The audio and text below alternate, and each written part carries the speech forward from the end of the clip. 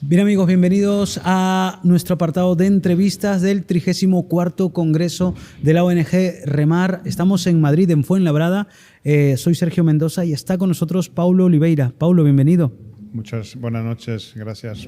Él es director de la ONG Remar en Suiza, pero está al contacto constante con diferentes obras alrededor del mundo. Quiero que nos vayas contando, Paulo, sobre las obras que participas y de las problemáticas que presenta cada una de ellas. Bueno, pues hay un largo historial. Empezamos por el norte. Vamos para allá. Del norte al sur. Bien, pues podemos hablar de Ucrania. Ucrania, bueno, estamos en 5 ciudades. Sí. Yo me ocupo un poco de ayudar a 2 ciudades, las que están pegadas a Polonia. Sí. Y bueno, la problemática, ya se sabe, es la guerra actual, que todo el mundo piensa que ya pasó o que ya no está en vigor. Como no se escucha tanto... No se escucha casi nada.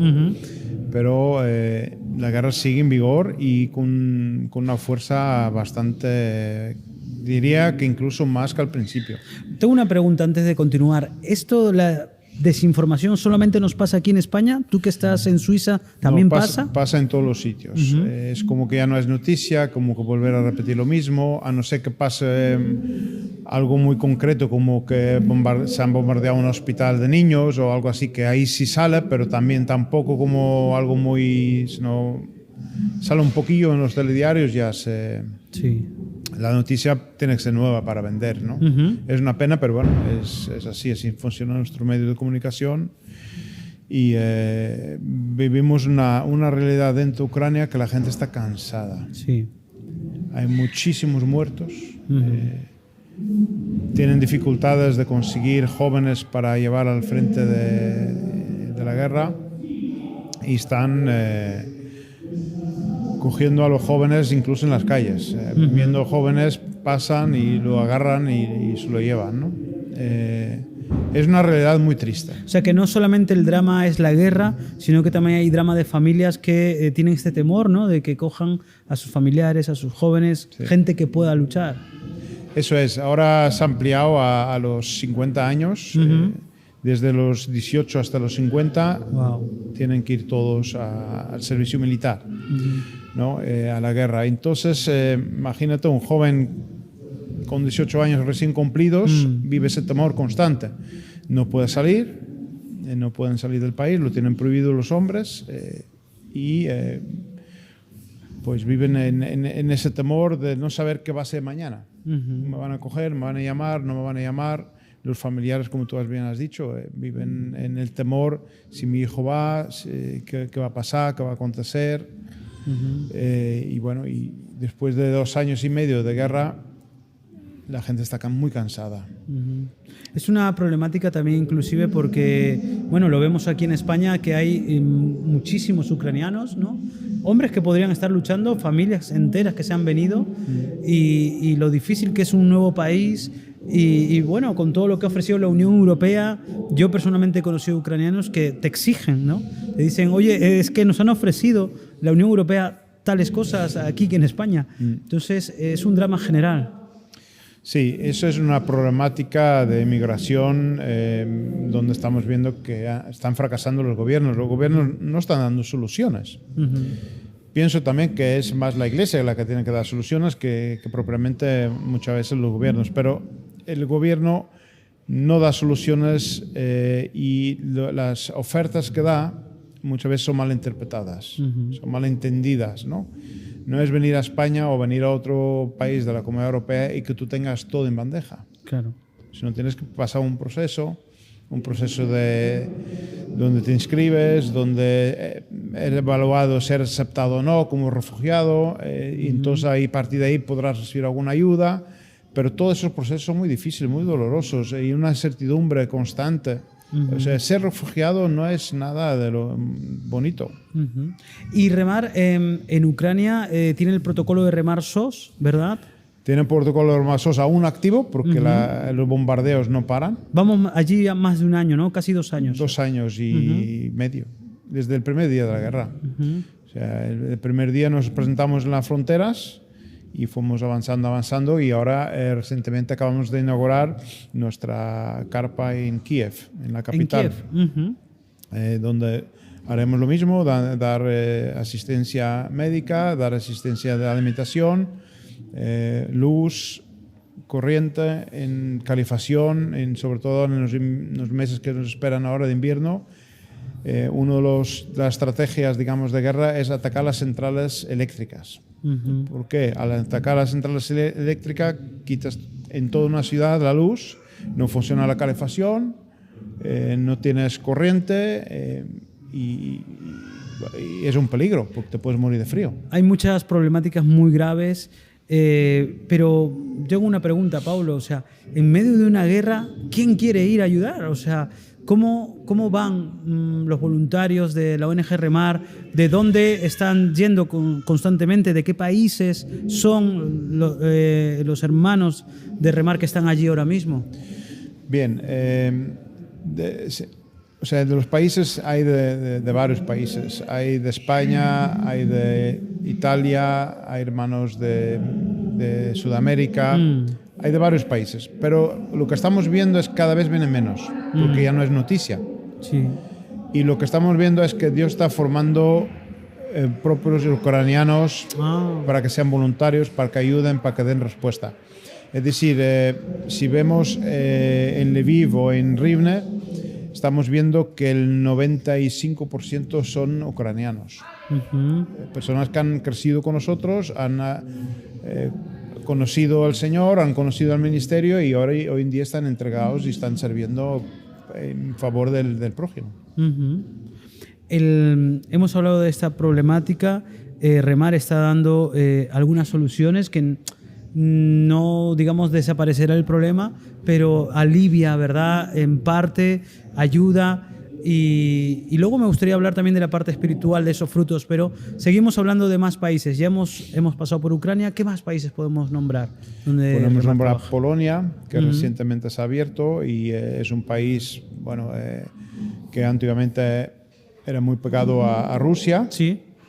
O sea, tiene un estilo de vida muy de comunismo, aunque ahora es pro-europeo y está metido en la Comunidad Europea, todavía se siente ese aire del pro-ruso y muchas formas de actuar de la gente, del comportamiento, de los edificios y de todo eso. Entonces hay un problema de alcoholismo gigante. Sí. El vodka hace estragos tremendos, ¿no? Sí, alcohol. Y hay muchos alcohólicos por todas las partes.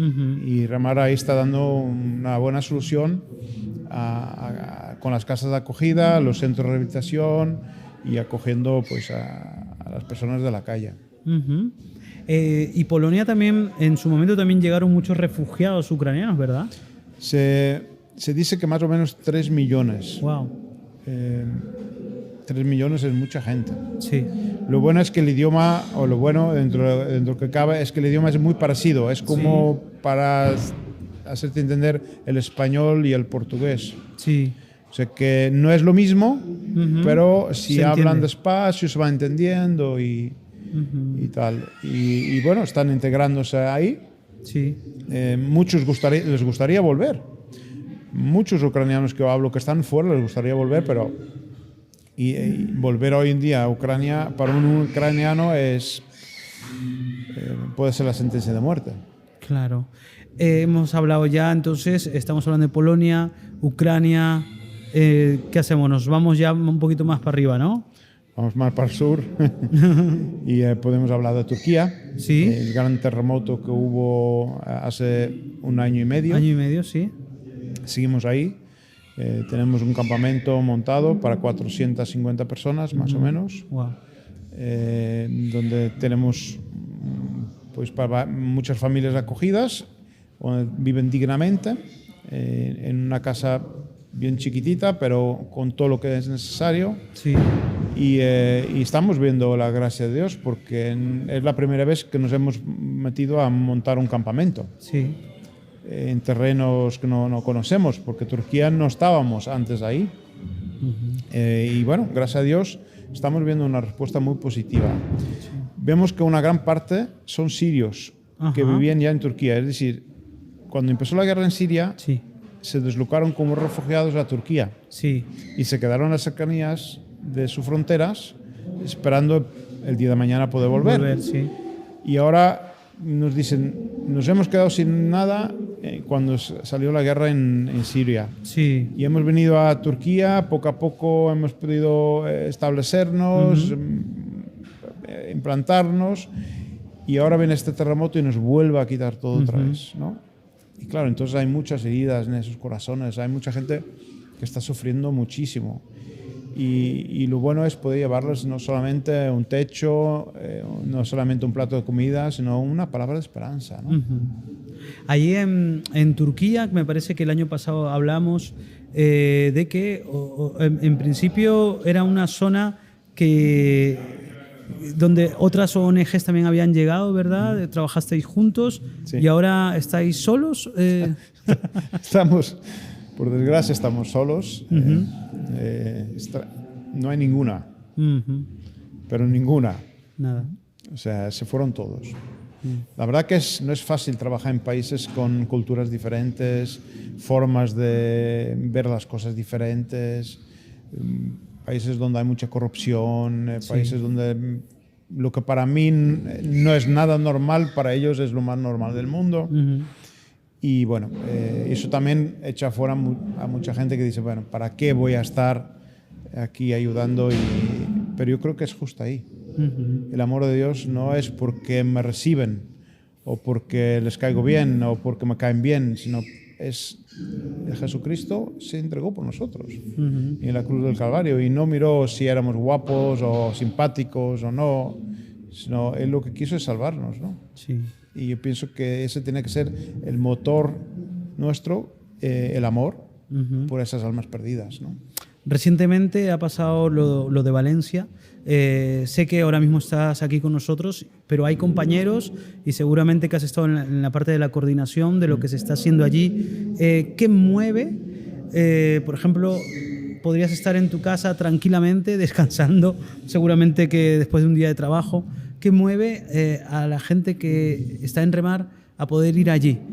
Yo pienso cuando una vez tú has vivido estos milagros continuos que vemos en el SOS, en las emergencias, donde solo ves desastre y de repente eres como un foco de luz en medio de la oscuridad, eres como una solución a mucha gente que, como escuchamos en la televisión, gente que decía, aquí no viene nadie, llevo 3 días sin agua, sin luz, no me atrevo a salir porque tengo 70 años, pues las calles están llenas de barro, las tiendas están cerradas, no viene nadie, ¿no? Entonces ese amor de ir y de decir, somos parte de la solución, somos la iglesia de Cristo que venimos a aportar una solución, ¿no? Si tú ves, Cristo cuando se iba a los lugares, una de las cosas que hacía es que Él solucionaba problemas. Él no iba a montar más problemas. Él veía que cuál era el tema, era que la gente estaba con hambre, pues daba de comer hasta 5.000 personas. Sí. Había enfermos, Él oraba por ellos, sanaba. Habían ciegos, Él estaba constantemente donde iba solucionando. Yo pienso que la función nuestra en el SOS es esa, es ir y en vez de estar en casa, pues es como algo dentro de uno que no te deja estar quieto. ¿No? Hoy hablaba con algún hermano y decía, me siento como encerrado, pero tengo que salir, tengo que ir para allá. Hace un momento te tocó exponer aquí en el Congreso y hablabas un poco del Salmo 18. Personalmente lo leí esta mañana y entendía, ¿no?, que parte de lo que Dios quiere hacer con uno en muchas ocasiones es cuando uno tal vez se siente menos en gracia, pero es cuando Dios te da la palabra y te dice, levántate, ¿verdad? Voy a cumplir el propósito para el cual te he llamado. Eso es muy importante entender el llamado de Dios, entender que Dios te está llamando. Y una vez que cuando tú entiendes que Dios te está llamando, no te puedes quedar quieto. Es que es imposible, es incompatible. Yo creo que revientas si te quedas quieto, ¿no? Hay que ir, hay que ayudar. Como tú dices, no todos podemos ir. Pues algunos tendrán que darse para coordinar, para buscar apoyos, para buscar ayudas, para que los que están al frente puedan destruir y puedan dar. Sí. Una de las cosas en el SOS que hemos aprendido es que hay que dar sin mirar a quién. Es dar y dar y dar y dar y dar. Y hoy en día estamos recogiendo muchos frutos de familias que estaban totalmente cerradas al Evangelio. Totalmente cerradas a cualquier cosa que viniera de fuera. Sí. Y nos ha dicho, sí, pero cuando pasó lo que pasó, vosotros nos dabais, nos ayudabais, estabas ahí y siempre con una sonrisa, siempre con ánimo, siempre con esperanza, siempre... Y los nuestros nos abandonaron, nos dejaron de lado, se olvidaron de nosotros. Y eso abrió las puertas en sus corazones de estar abiertos al Evangelio. Porque se hacen la pregunta, ¿qué es lo que os mueve? Sí. ¿Por qué habéis venido a un lugar donde todos huyen? Yo me acuerdo cuando llegamos a Ucrania, entramos por el país adentro y todo el mundo estaba saliendo. Y nos preguntábamos la gente de Ucrania, ¿pero dónde vais? Y dice, no, nosotros vamos para ayudar, pero si está todo el mundo saliendo, ¿no te das cuenta? Y ya, bueno, que salgan. Yo sé a lo que voy, ¿no? Y bueno, es eso, es ese motor que tenemos dentro, al final es el amor. Sí. El amor de Dios que una vez que te llena, tienes que dar y repartir. Y es el llamado que tenemos. Que bueno, ya estamos casi finalizando esta entrevista, pero sí que me gustaría terminar, ¿no?, con ese reto, porque hay mucha gente que tiene las ganas de servir, tiene las ganas de hacer, pero tal vez el momento es hoy, ¿verdad? Ponerse manos a las obras porque es el tiempo. Y no es difícil, es ir. Escuchar el clamor, escuchar el llamado y salir. Muchos dicen, sí, pero ¿dónde salgo? ¿Cómo salgo? Pues si no sabes cómo, ponte en contacto con nosotros. Nosotros tenemos plataformas donde te puedes apuntar como voluntario, donde puedes apuntar como ayudante, como siervo, y ir a esos lugares donde hace falta muchas personas, porque la necesidad cada vez es más grande. Si Dios quiere, después de este congreso salimos directos para Libia. En Libia vamos con un furgón que es, digamos, una mini clínica, un furgón, ¿no?, para un atendimiento médico, para dar ese atendimiento medical que ese país no tiene y tanto necesita, ¿no? Y esperamos que Dios haga obra ahí, pero sin obreros no se puede hacer obra. Hace falta gente, hace falta voluntarios.